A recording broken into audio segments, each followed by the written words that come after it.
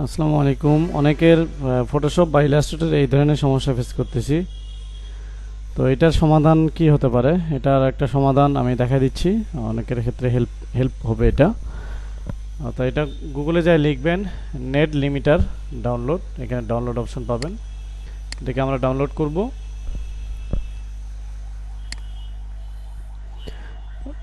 Download হয়ে গেলে এটা আমরা সেটআপ দিব। সেটআপ দিয়ে আচ্ছা, ডাউনলোড হয়ে গেছে, এটা আমরা সেটআপ দিচ্ছি। সেটআপ দিয়েই সেটআপ দেওয়ার পরে এটা এগ্রি করব, ইনস্টল।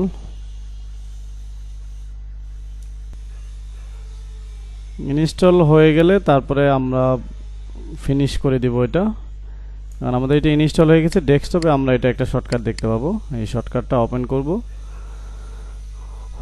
ওপেন করে যেহেতু আমাদের ফটোশপ আর ইলাস্ট্রেটরের সমস্যা করতেছে, আচ্ছা আমার এখানে সফটওয়্যারগুলো এখন রান আছে, যার কারণে এখানে এটা দেখাচ্ছে না এই সফটওয়্যারটা রান করার পরে।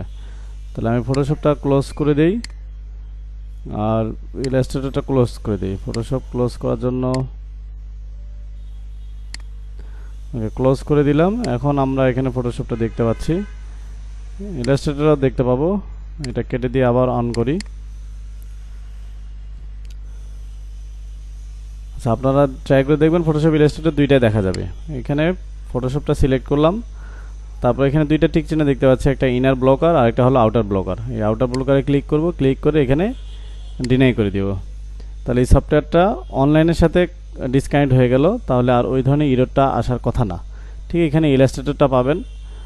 এটা ওপেন করার পরে মানে এই অ্যাক্টিভ করার পরে আগে পিসিটা রেজিস্টার দিব। রেজিস্টার দেওয়ার পরে তারপর দেখবেন আপনার এই সমস্যাটা আর হবে না, আশা করা যায়। ধন্যবাদ সকলকে।